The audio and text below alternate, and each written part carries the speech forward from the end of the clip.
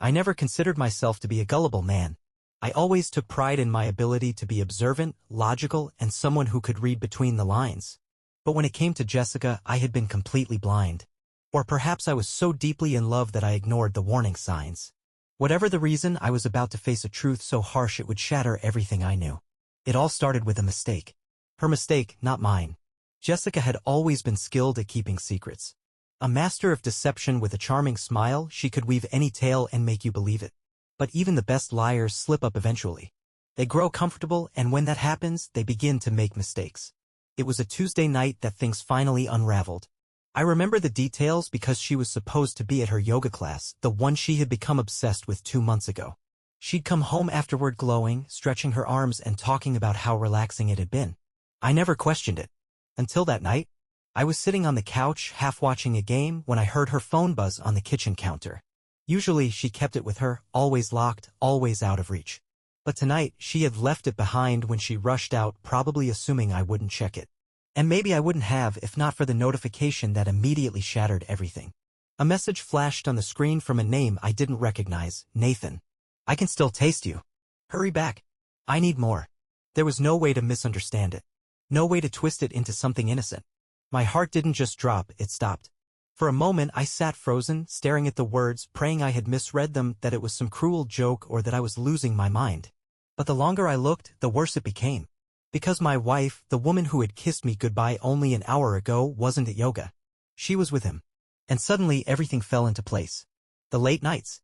The extra showers. The way she started dressing up more, wearing perfume to work and pulling away whenever I touched her. She hadn't been tired or busy. She had been his. I unlocked her phone easily. Jessica wasn't as clever as she thought. Her passcode was the same as always. I opened their conversation, and when I saw the messages, something inside me broke. Last night was insane. You drive me crazy. When he touched me this morning, I thought of you. We need to be careful, babe. He's not that dumb. I read each message, each soul-crushing word. It wasn't a one-time mistake. It wasn't an accident. She had been with him for months, lying to my face, sleeping in my bed, whispering I love you to me while belonging to someone else. And then, as if the universe itself wanted to twist the knife deeper, her phone rang. It was Jessica, calling from her car. Probably checking if I was home. Probably getting ready to lie to me one last time. I picked up, forcing myself to speak calmly. Hey, babe, she said casually. Just leaving yoga. Do you want me to grab dinner? I closed my eyes and counted to 3. Then, with as much control as I could muster, I asked, how was class? She hesitated. Just for a moment. Then she let out a fake, breathy laugh. So hard. I'm going to be sore tomorrow. I looked at the messages still open in front of me, at the proof that she had been in another man's arms less than an hour ago. And I smiled. Oh, I bet, I replied. I didn't yell. I didn't curse. I didn't even raise my voice. Instead, I let silence do the talking.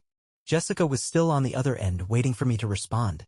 I could hear the nervous tension in her voice when she asked again, you still there? I glanced at her phone, still unlocked in my hand, her messages with Nathan lighting up the screen like a confession. I let the silence stretch, making her sweat before finally speaking. Yeah. Just thinking. That was enough to make her uneasy. I could hear it in her voice, a tiny shift, a quick, sharp breath. Jessica was a skilled liar, but even she couldn't escape the weight of intuition. Maybe, just maybe, some part of her could sense that something had changed between us, that something unspoken now hung in the air. Well, she said, trying to sound casual, I'll grab dinner. Chinese okay. It was a test. She was checking to see if I was still the unsuspecting, normal husband. I swallowed the fury rising in my chest and forced a small laugh. Yeah. Get extra dumplings.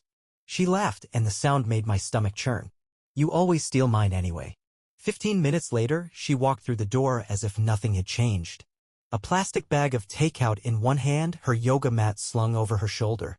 She kicked off her shoes, smiling at me like she hadn't just been in another man's bed. I watched her from the couch as she set the table and took her usual seat across from me. I played along, pretending everything was fine. She had no idea I knew it all. Every lie. Every message. Every hidden betrayal. And the best part? She thought she was still winning. You're being quiet tonight, she remarked as she popped a dumpling into her mouth.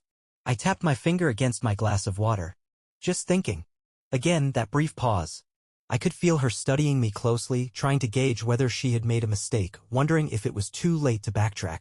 She had made a mistake, but she had no idea just how big it was. Is something bothering you? She asked, her head tilting slightly. So many things were racing through my mind, so many words struggling to escape. But I wasn't about to give her the satisfaction of knowing that, at least not yet. I looked her straight in the eyes, calm and steady. Then, leaning forward just enough to make her instinctively lean back, I asked, "How was yoga?" That was it. The crack. In an instant I saw a flicker of something in her expression, panic, small but unmistakable. She recovered quickly, covering it with a light laugh. Brutal. I think my instructor is trying to kill me. I nodded, acknowledging her words without a comment. Yeah, sounds intense, I said. She poked at her food, clearly uncomfortable. Why? I let a slow, easy smile creep onto my face as I pulled her phone from the table and turned the screen toward her. Her face drained of color as the words on the screen hit her. Because, babe, I said softly, Nathan says he can still taste you. The room went deathly silent. Everything around us seemed to stop. Her chopsticks dropped to her plate and her breath caught. For a split second I saw everything, the guilt, the panic, the frantic scramble in her mind as she tried to figure out how to escape the situation. But then, just as quickly, her expression hardened. Her eyes grew cold and her lips twisted into a defensive sneer. Instead of breaking down, instead of admitting anything, instead of showing even the slightest hint of remorse, Jessica did what she did best. She lied. That's not what it looks like, she said quickly. I couldn't help but laugh, a sharp, bitter laugh. It wasn't because the situation was funny, but because her reaction was so predictably pathetic that it almost amused me. That's not what it looks like, I echoed, tilting my head. Then what does it look like, Jess? She sat up straighter, her demeanor shifting instantly into one of calculated defense. It was as if she had slipped into a role she was all too familiar with. She took a deep breath and let out a breathy laugh, shaking her head as if the situation was laughable. Look, I get it. That text sounds bad. But you're taking it out of context. I raised an eyebrow. Oh? Please enlighten me. What's the context? She quickly glanced at the phone, probably trying to remember exactly what I had seen before launching into her explanation. He's just a friend. We joke around a lot, sometimes in ways that might seem inappropriate, but that's all it is. Joking. I stared at her, my eyes unwavering as I watched her try to convince me. Jessica, my voice was quiet, but the sharpness in it made her blink. You're telling me that Nathan, someone I've never even heard you mention before, just jokes about tasting you? She scoffed and crossed her arms defensively. God, you're making it sound disgusting. That's because it is disgusting, I replied flatly. She rolled her eyes. You're overreacting. That word overreacting, it stung. It was as though I was the irrational one, blowing things out of proportion when I was sitting here with irrefutable evidence of her betrayal. I forced myself to stay calm. So, just to clarify, you're saying you've never been with him? Of course not, she snapped, her voice full of fake offense and wounded pride. I picked up her phone again and scrolled through the messages. The deeper I dug, the worse it became. She could see it, too, the way her fingers started twitching and her leg bounced nervously under the table. So when you said last night was insane, you drive me crazy, what exactly did you mean? A really intense game of Scrabble? I asked, my tone dripping with sarcasm. Her jaw tightened. She was clearly trying to hold it together. I wasn't finished. And when you told him, when he touched me this morning, I thought of you, were you talking about a hug? A high five? She exhaled sharply, shoving her plate away as if her appetite had suddenly disappeared. You're twisting this. I laughed again, shaking my head. No, Jessica. I'm reading it. And just like that she shifted tactics. Her eyes softened and her lips trembled just enough to appear genuine. She reached across the table, placing her hand on mine in a gentle plea. Baby, she whispered. You know I love you. I jerked my hand away as if her touch burned. Don't, I said firmly. She flinched, and for a brief moment I caught a glimpse of something in her eyes. The cold calculation, the way she was analyzing my reaction, figuring out her next move. Then, in an instant, her expression changed. Her eyes widened, and she gasped, Oh my God, you went through my phone? I almost laughed in disbelief. Seriously? That's an invasion of privacy, Michael, she hissed, standing up so abruptly that her chair screeched across the floor. Do you not trust me at all? I stared at her, feeling a sense of pure disbelief. She was sitting there, accusing me of invading her privacy when I had proof of her affair right in front of me. Let me get this straight, I said slowly, leaning back in my chair and folding my arms. I find texts proving you're seeing some guy behind my back, and your reaction is to be mad at me? Her eyes flashed with something ugly, a venomous glare. You're acting insane. No, I replied, my voice low and steady. I'm finally seeing you for what you really are. She opened her mouth, but no words came out. Her breathing was shallow, uneven. Her mind was working at full speed, trying to figure out how to salvage the situation. She was running out of excuses, struggling to find ways to turn the situation around in her favor. So, like many others in her position, when she lost control, she resorted to attacking. You know what? She lost it, snatching her phone from my hands. Believe whatever you want, she spat. But maybe if you had paid more attention to me, I wouldn't have needed to seek comfort somewhere else. I froze completely still. And there it was, truth slipping out of her during her outburst, her sense of entitlement laid bare. She didn't even feel guilty about it. I let the silence stretch, watching her, letting her hear the weight of her own words. It hit her too late. Michael, she said more softly now. That's not, I stood up, cutting her off. Save it. Her face shifted between panic and fury. Where are you going? She demanded. I grabbed my keys, barely looking at her. Anywhere but here. For the first time in our entire relationship, she was the one left behind in the quiet, alone. I barely remembered getting in my car or pulling out of the driveway. All I knew was that I had to get out before I said or did something I would regret. My hands gripped the steering wheel tightly, my knuckles aching from the pressure. My mind was a storm, rage, humiliation, betrayal, all crashing together with no escape. Jessica, my wife, the woman I had built a life with, lying, cheating, lying next to me in my bed while thinking about someone else. And then she had the nerve to blame me. Maybe if you paid more attention to me, she had said. The words echoed in my head, each one cutting deeper like a knife twisting in my gut. As if she had some right to betray me. As if it was my fault. I turned onto a quiet road, the night unfolding before me, dark and empty. The streetlights passed by in a blur, my vision narrowing. Where was I headed? I had no idea. And frankly, I didn't care. All I knew was that I couldn't breathe in that house anymore. Eventually, I ended up in a parking lot. A rundown gas station with flickering neon lights. I turned off the engine and just sat there, hands limp in my lap. What now? I could leave, file for divorce, walk away from her, and never look back. But something inside me stopped me, a raw, burning anger that wouldn't settle for simply walking away. If I left quietly, Jessica would win. She would spin her own twisted version of events, playing the victim for her friends, and I'd be the crazy ex-husband who overreacted. That wasn't going to happen. She didn't get to just walk away from this. A knock on my window pulled me out of my thoughts. I turned to see a man standing outside my car, dressed in dark jeans and a hoodie. He looked rough, mid-40s, with hollow eyes, the type who had seen his share of tough times. I hesitated for a moment, then cracked the window enough to hear him. Can I help you? He studied me for a moment before nodding toward the gas station. You look like a guy who needs a drink. I almost laughed. He wasn't wrong. I sighed, rubbing my face with my hand. Yeah, something like that. He jerked his head toward the convenience store. Come on. I'll buy you one. I should have said no. I should have just driven away. But I didn't. Maybe it was the exhaustion, maybe it was the fact that I didn't want to be alone with my thoughts for even another second. Either way, I found myself stepping out of the car and following him inside. The store was nearly empty, the fluorescent lights buzzing above, casting everything in a sickly yellow hue. I grabbed a beer from the fridge and the guy did the same. At the counter, he pulled out a crumpled bill and handed it to the cashier. That's two, the cashier said. I frowned. You don't have to worry about it. He smirked.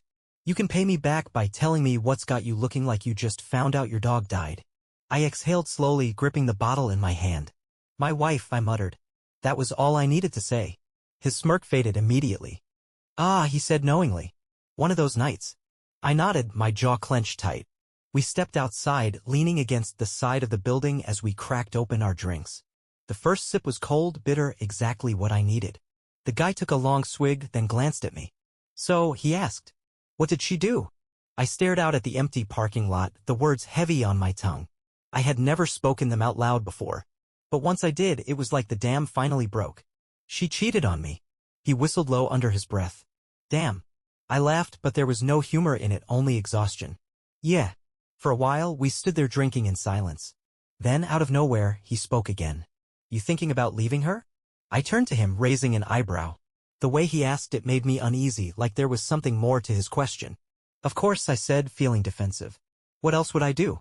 He held my gaze for a long moment before smirking again. Well, he said, swirling his beer bottle in his hand, there's always another option. A chill ran down my spine. There was something about the way he said it that made my stomach twist. What do you mean? I asked, my voice cautious. His smirk deepened. I understand your request. Here's the rephrased version. In the most calm and relaxed tone imaginable, he said something that froze me to the core. You want revenge? I looked at him, the words hanging thick in the still night air. It wasn't a question, it was more of an offer.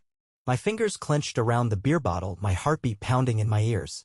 I forced out a chuckle, trying to play it off like we were just two strangers casually chatting outside a gas station. That's a bit much, don't you think? I asked. He took another sip of his drink, his eyes never leaving mine. Is it? His voice carried an unsettling undertone, something that made my stomach tighten. It was as if he knew. Like he had witnessed this kind of thing unfold before. I scoffed, shaking my head. What, you think I'm going to go key your car or burn her clothes? I let out a dry laugh. I'm not some teenager looking for revenge.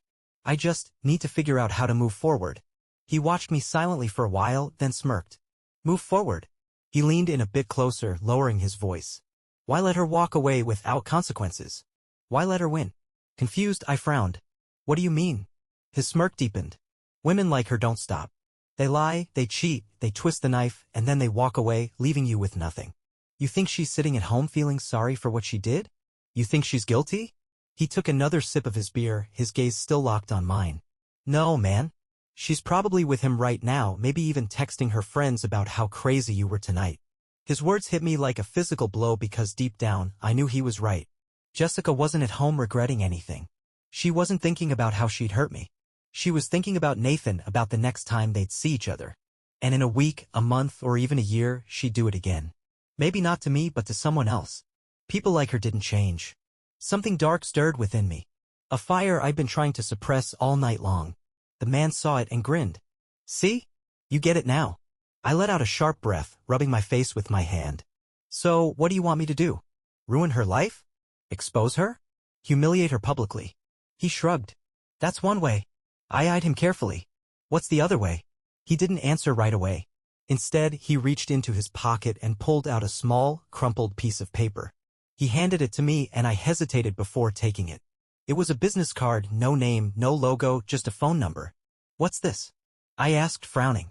He finished his beer and tossed the empty bottle into the trash before slapping a heavy hand on my shoulder. You call that number, he said, his voice steady, and you make sure she never does this to anyone again. A chill ran through me. I gripped the card tightly. You're serious? His eyes were cold, unwavering. Dead serious. A long silence stretched between us. I swallowed hard, shoving the card into my pocket. I should go. He nodded, stepping back. Think about it. I turned, heading toward my car, my mind spinning. This was crazy. Completely insane. But as I reached the door, Jessica's face flashed before my eyes. That smug look she always had when she twisted things around on me. The memory made my jaw clench. I slid into the driver's seat, my heart racing. The business card felt like a weight in my pocket, heavier than it should have been.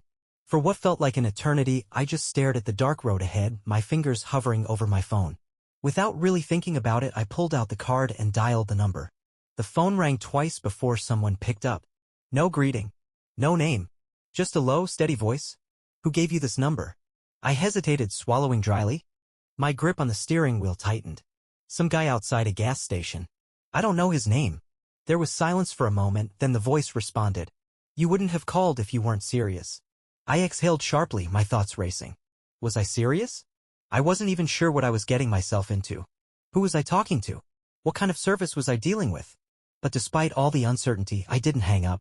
The voice spoke again, calm and precise. This isn't something you do on a whim. So I'll ask you once, are you sure you want to go through with this? I closed my eyes for a moment, Jessica's face flashing in my mind again, her smirk, the way she turned everything around on me. The way she was probably with him now, laughing at how easily she'd gotten away with everything. I exhaled slowly and said, yeah, I'm sure. There was a pause. Then the voice said simply, drive? Drive where? I asked, confused. I'll text you an address. Be there in 20 minutes. And just like that, the call ended.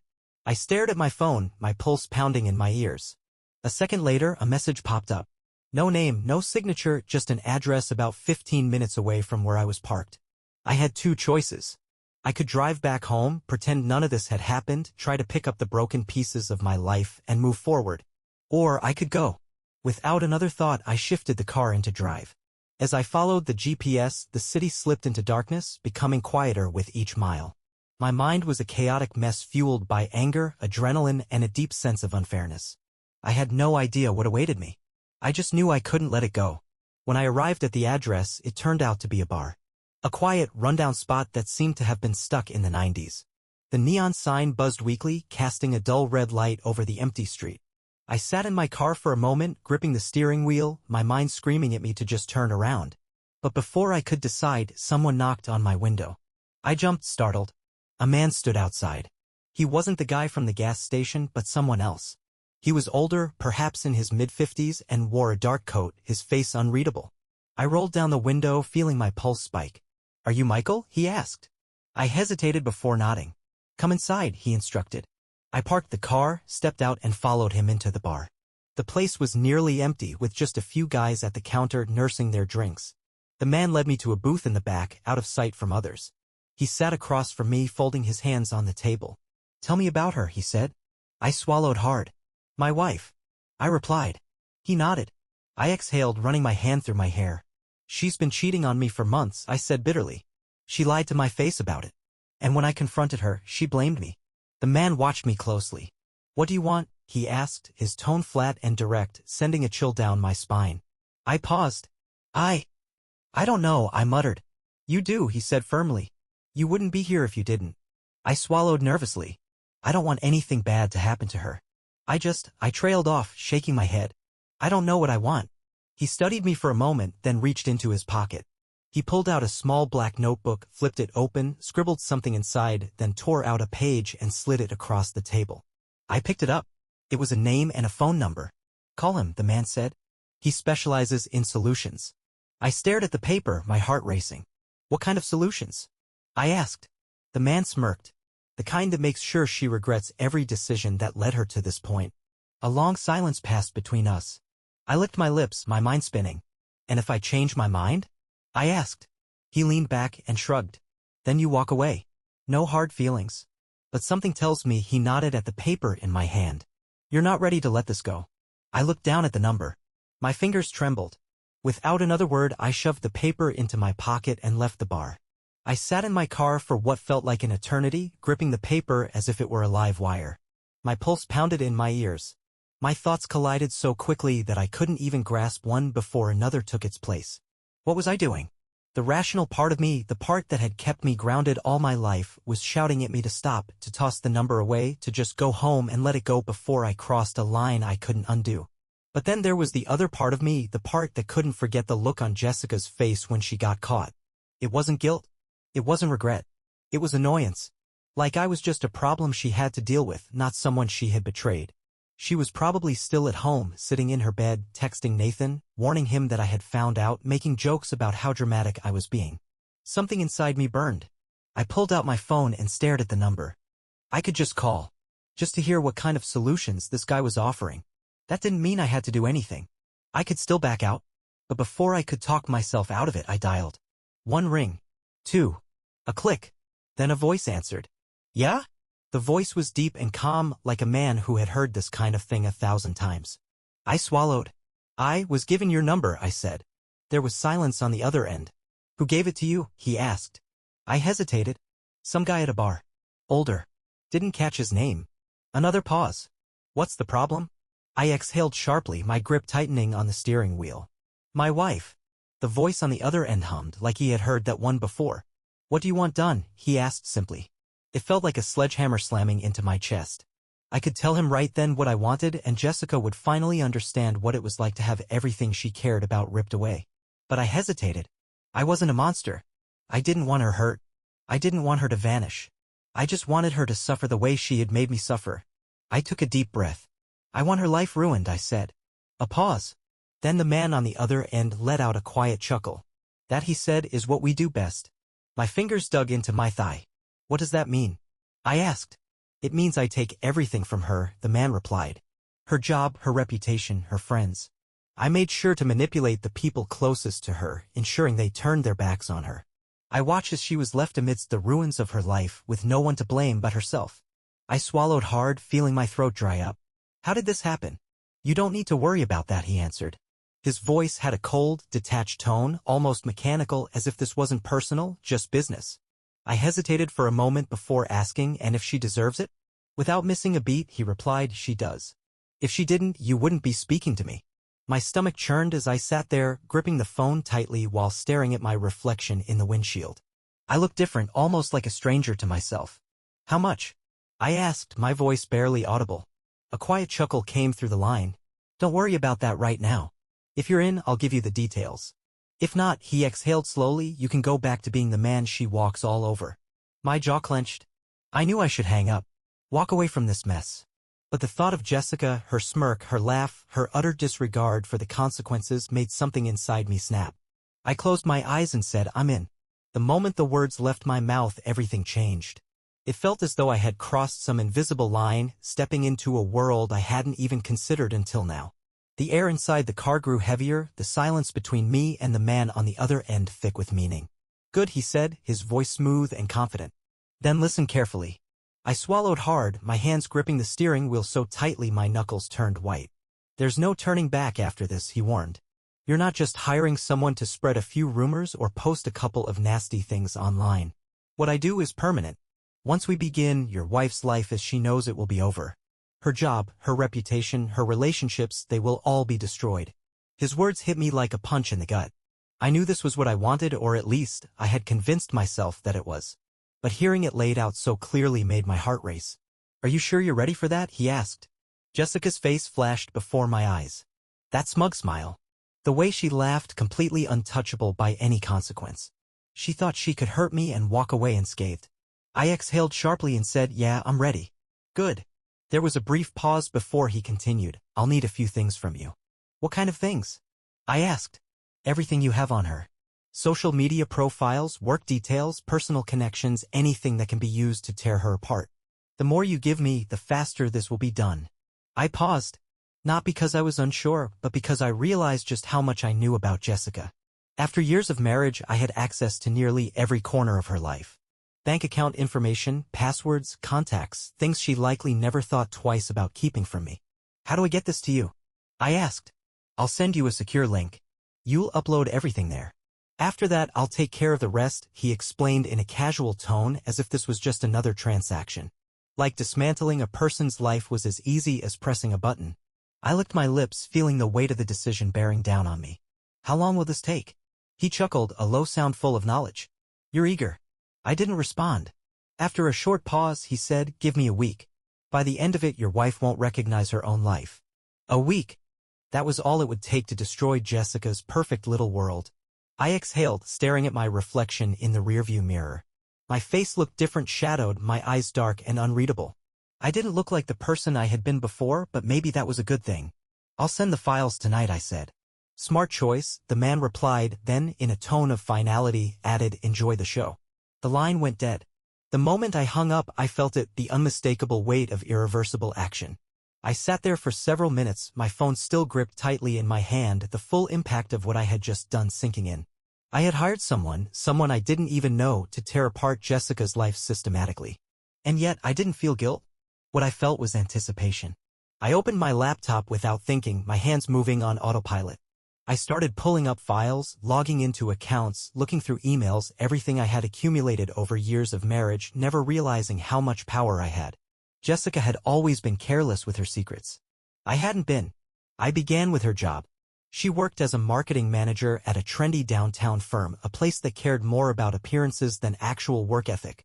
She had climbed the ladder by being charming, networking with the right people, and taking credit for ideas that weren't hers. I had witnessed it firsthand. I went through old emails, digging up files she had once bragged about altering before presenting them to her boss. It wasn't enough to bring her down completely, but it was a start. Then I moved on to her social life. Jessica thrived on her image. Her Instagram was carefully curated, her Facebook full of staged happy moments, surrounded by friends who fed off gossip and ego-boosting. If the right scandal hit, all of it could come crumbling down. With each step, I realized I was no longer the man I once was. I wasn't just making a decision, I was crossing a point of no return. And there would be no turning back from this. I scrolled through her messages, scanning them for anything useful. And then I stumbled upon it. A conversation from just a few weeks ago. Jessica had messaged, "Ugh, I can't believe Emily is still going on about her breakup. Like, seriously, can't she see the bigger picture?" Another message from her ex was ugly anyway. She should be grateful he left. And finally, whatever. If she cries one more time at brunch, I'm telling her we're done. I can't deal with her sad energy. Emily was supposed to be one of Jessica's closest friends. I almost laughed out loud. Jessica was the type who had no loyalty to anyone, not even the people who thought they were her closest allies. I saved everything, screenshots, files, logins, and then I uploaded it all to the link the man had provided. It took less than a minute for the process to complete, and just like that, the weight was off my shoulders. I closed my laptop and leaned back in my chair. My pulse was steady, my mind clear. Now, all that was left was to wait. It wasn't long before Jessica called, almost as if the universe wanted to test my patience. I let the phone ring twice before picking up. Hello?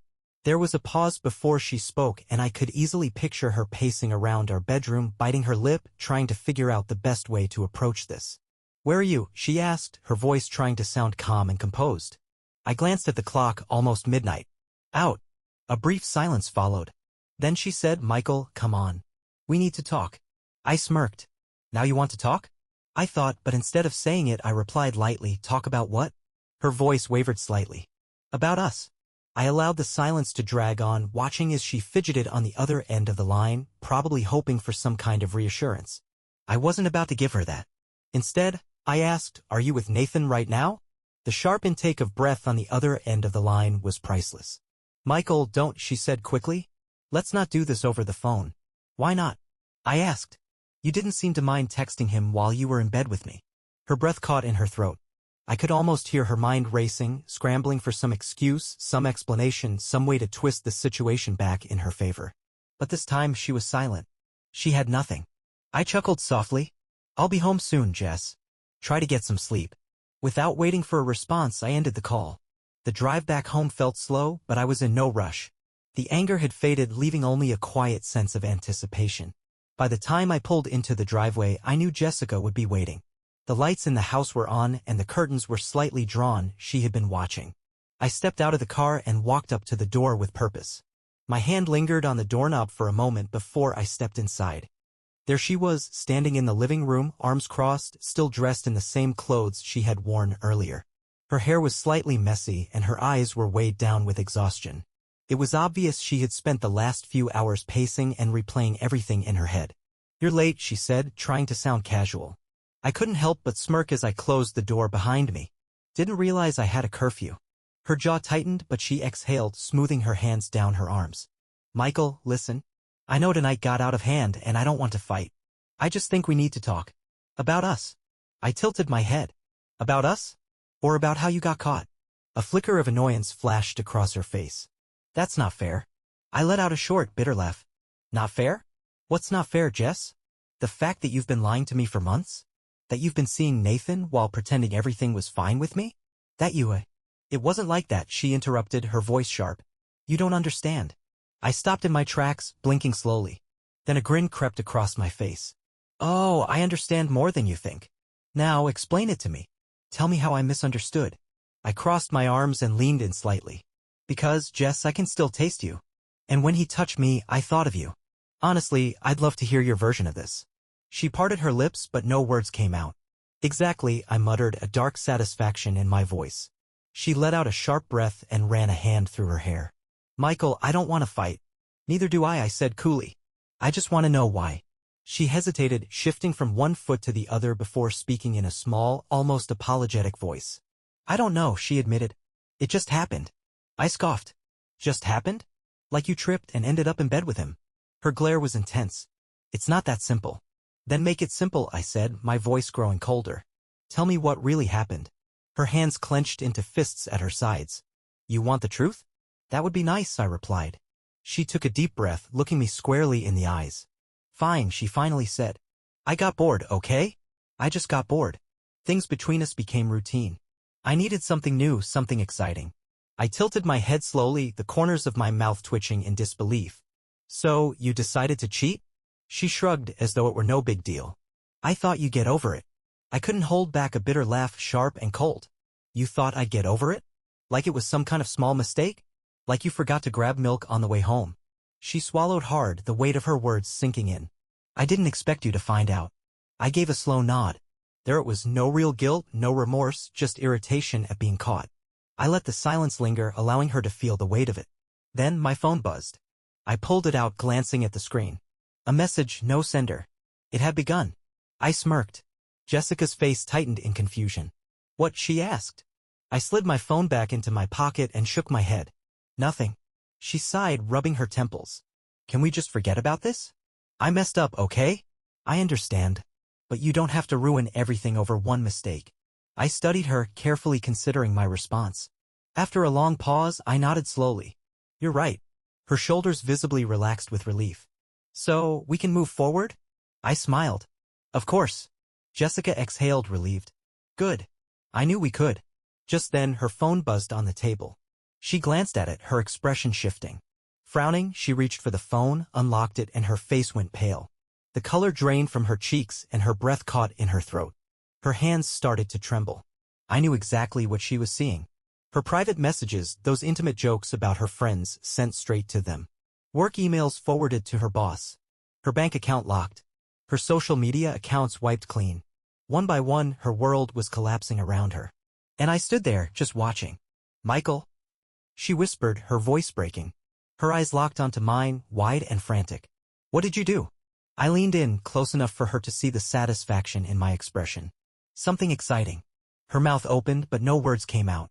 For the first time that night, she was speechless. I grabbed my keys, walking toward the door. She lunged forward. Michael, wait. Please. I turned around, meeting her desperate gaze. The same eyes that had mocked me just hours earlier. I smiled. You'll get over it. Then I turned and walked out the door.